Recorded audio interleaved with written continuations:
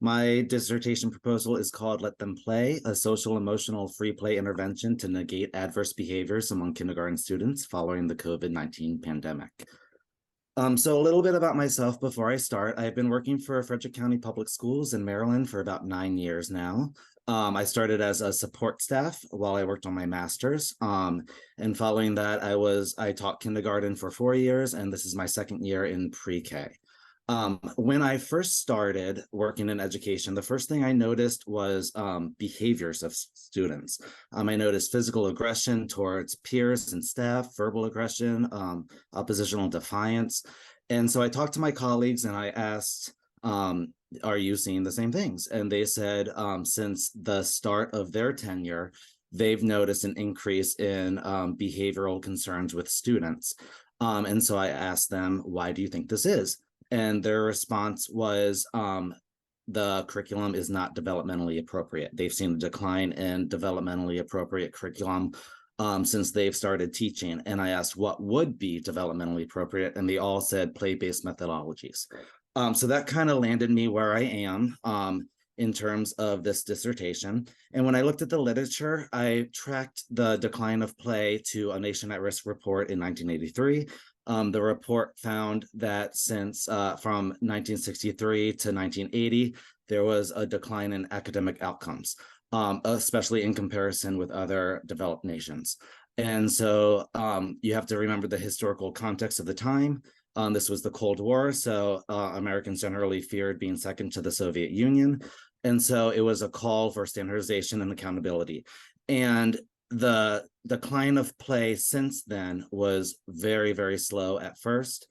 It wasn't until No Child Left Behind Act in 2001 where they really increased academic rigor. And with an increase in academic rigor came less time for unstructured activities such as play to really develop those soft necessary skills that kids need to thrive in education.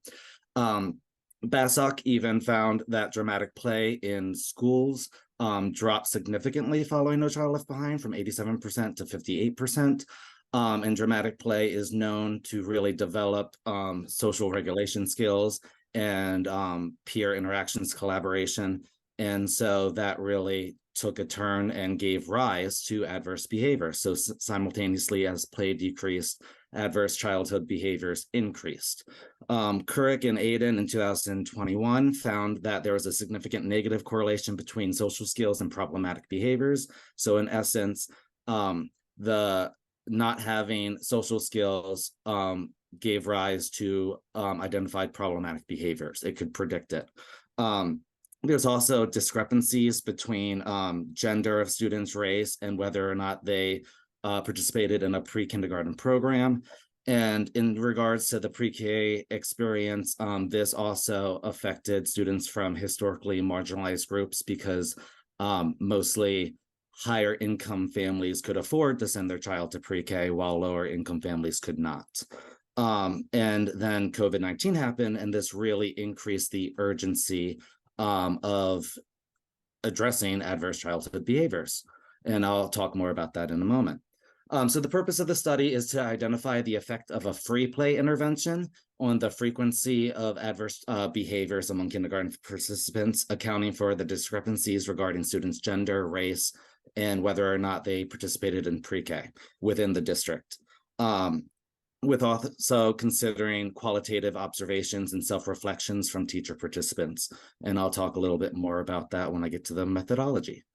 It's important to note that in regard to COVID-19, a lot of districts across the nation develop social emotional curriculum to address the need, but usually they are scripted and there's no time to explicitly practice these skills without an academic objective attached to it. So students are being exposed to SEL, but they don't have time to practice and really solidify those skills. The significance of the study, interesting enough, the Alliance for Childhood referred to the increased pressure of testing and unreasonable expectations stemming from No Child Left Behind as a crisis contributing to high levels of frustration, stress, anger, and these result in the extreme behaviors that we're seeing in children. This study aims to identify and minimize those adverse behaviors that impact instruction. allowing students to become more cognitively available to learn, provide data to the district on the benefits of play-based methodologies.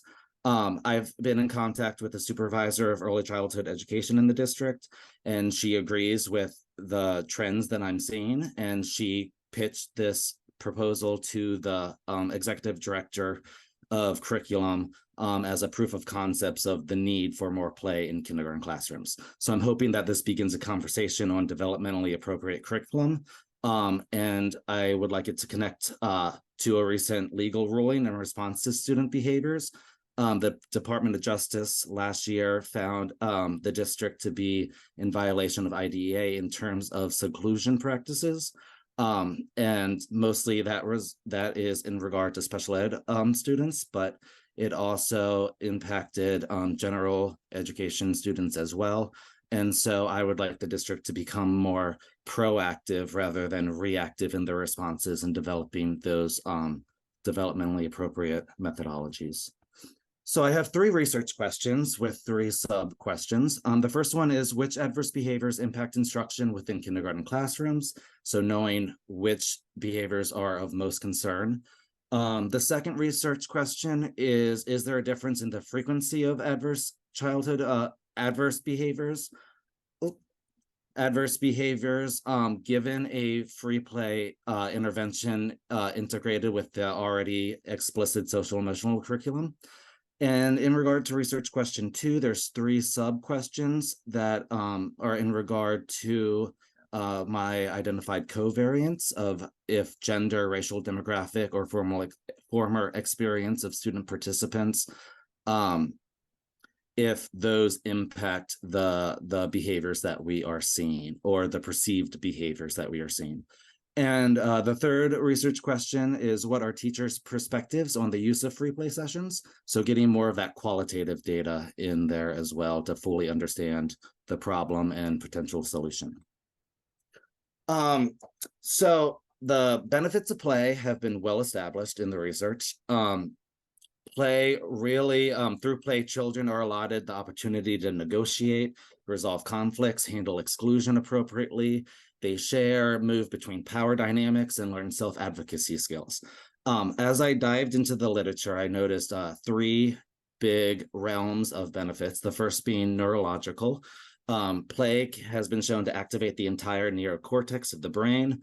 It increases the ability to problem solve and self-regulate in the frontal lobe.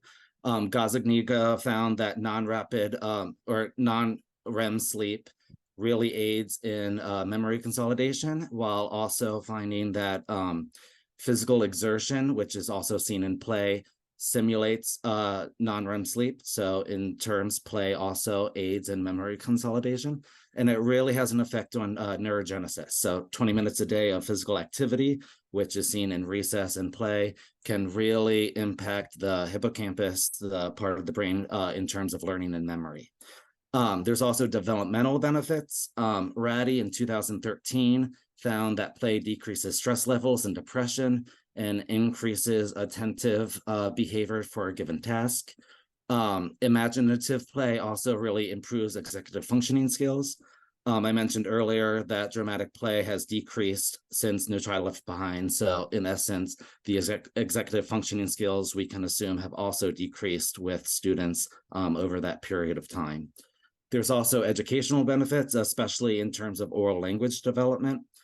Through play opportunities, teachers have the opportunity to really delve into vocabulary related to shapes, colors, social emotional language, identifying their zone of regulation. And just through play, there's those benefits that are well established. As I looked at the literature, I wanted to know if behaviors actually increased or if it was a perceived increase by the educator rater.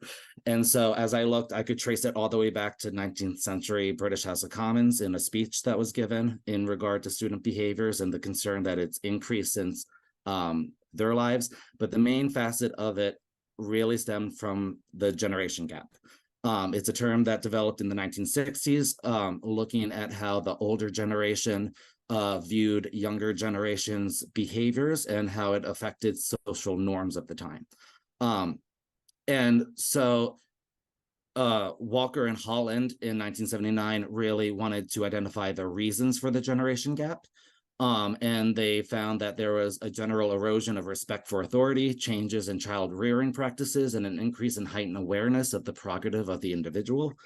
And so the generation gap may be impacting the perception of an increase in adverse behaviors, but then COVID-19 happened, and we saw a huge increase in adverse behaviors in children in just a few years, not a whole generation.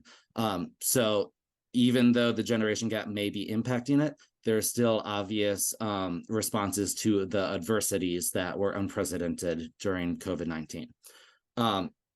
During COVID-19, students had disruptive routines, increase in mental illnesses, parental stress leading to a decline in parent-child relationships, increased social isolation. Two surveys that were given found that 59% of Canadian parents and 55% of California parents really saw an increase in aggression and student behaviors over that time. So much so that the CDC, Learn the Sign initiatives, which set milestones based on chronological age. They lowered milestones and increased the age, showing that this might have long-term effects in terms of children and their behaviors and what's expected of them based on their age. I also looked at different surveys in terms of identifying specific behaviors to look at. The Educational Advisory Board gave out two surveys, one in 2019, one in 2023, and found that 57% of educators felt behaviors are on the rise prior to the pandemic and 78% after the pandemic. So educators are really seeing those increases in behaviors. Aggression went up from 15% to 34%. Oppositional defiance went up from 33% to 69%. Avoidance was identified in 2019, but not so much in 2023, but 16% of educators felt that was an issue. And dissociation, which is like the lack of cooperating and collaborative engagement, was at 46% in 2019. The annual school pulse panel survey found that 56% increase in disruptions were happening, and 80% of teachers felt students had an impaired behavioral and SE development, social emotional development. So the behaviors are on the rise since the COVID-19 pandemic, and I don't think it can be really attributed to the generation gap, as this was just over a few years. And so I've identified the behavioral concerns for the study as aggression, opposition, avoidance, disruption, and dissociation based on those surveys. There's also identified covariance, which will be involved in my study. Gender, males tend to exhibit externalized behaviors such as aggression in response to adversities. While females tend to have more internalized behavior, such as depression, which goes unnoticed for a longer period of time. But this trend tends to balance out by the 7th grade. And I attributed that to the societal demands, the expectations of the genders. Males tend to be allowed to be more rambunctious, while females are expected to be more calm and collected, which aligns more to school readiness behaviors. So males tend to get identified as being a behavioral concern over top of females. Also race, Pine and Musto in 2023 found that there's a negative perception towards Black students, especially with the amount of white educators in our public education system. So it kind of gets attributed to unconscious biases in that term. And then former pre-K experience. Moffett in 2023 found that students that participate in pre-K have lower internalized behaviors and higher task orientation. So those students that don't have that same opportunity are identified as being more of a behavioral concern than those that did. I took established theoretical frameworks and created my own. So it's called the organic learning theory, and it stems from it has an intrinsic domain, which has to do with motivation. So Deci in his self-determination theory found that autonomy, relatedness, and competence increases motivation, which is critical for learning. The extrinsic domain really has to do with instructional techniques. So direct instruction, observation, experiential learning, imitation, and feedback. And the theorists that I quote in here really develop those and show that those are key in developing learned behaviors. But I also identified hindrances of growth, which are represented by clouds blocking the sun. And those are adversities and unconscious biases, which I kind of hint at in this study, but it lays outside of the purview, so I won't be collecting data regarding those. And then the consequences, which are student outcomes, are represented by the tree, by the leaves. And so based on this grid here on the slideshow, students can have positive consequences, negative consequences, or stay stagnant based on their level of intrinsic and extrinsic domain factors. So my study is it's a mixed method based on 3 phases. The first phase is a digital survey to all kindergarten educators, approximately 140. And I'll collect demographic information based on the covariates. So the ratio of student genders and race, whether they took part in pre-K, participant criteria. So teacher participants have to have 3 years of experience and be tenured within the district to ensure experience within the social emotional curriculum that's already established.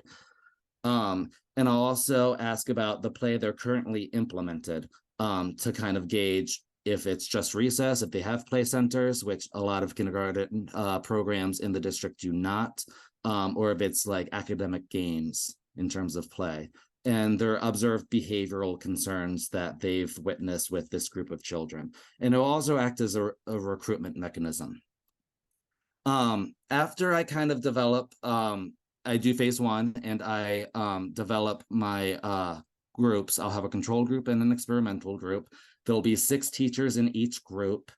And each class will have approximately 20 students. So about 120 or 120 students in each group. I'll conduct a pre-training informational session where I'll go over the teacher-informed consent. I'll go over the expectations of the study, answer any questions they may have. The study also requires building administrator approval, and I'll also issue guardian-informed consent as well. That will be through digital means, but a paper informed consent will also be available and also in multiple languages upon request. The experimental group will participate in a book study on the text Purposeful Play, and that is for consistency purposes and collaborate for the participants to collaborate. And then I'll also offer weekly digital drop-ins for Q&A to address any unidentified barriers or any questions that they may have. Phase 2 is an intervention. It will be a control versus experimental. I will use a Mancova to determine the difference between the experimental group and the control group in terms of its mean. Teacher participants will complete a Likert scale, a pretest and a post-test, and we will do a test-retest approach to increase the validity of that based on the 5 identified behaviors. And there's also a section for teachers to take anecdotal notes, which can also be used for codes in phase 3 and to help identify any outliers in terms of student behaviors. Phase 3 will be semi-structured focus groups. Experimental and control groups will be held separately to really dive into the qualitative observations that teachers made, self-reflect on their biases based on the covariance. I'll use Thomas's 2003 approach. He had 5 steps to really transcribe and identify codes, and I will be utilizing that. In addition, I'll run it through Nivio software just to double check my codes, but I do prefer to do it by hand, but I will use it to identify any unidentified codes that I did not identify to help with that process. And then here's a complete list of my references. I just embedded it in the slideshow for easy access. And I also, in terms of next steps, I already have IRB approval. I submitted to the district for approval, which I should hear in about a month. And I'm hoping that I can start this study in December. And if you have any questions about the study, I know I was a bit rushed. It's a big study to conquer in 20 minutes, but if you have any questions, I'm happy to answer them.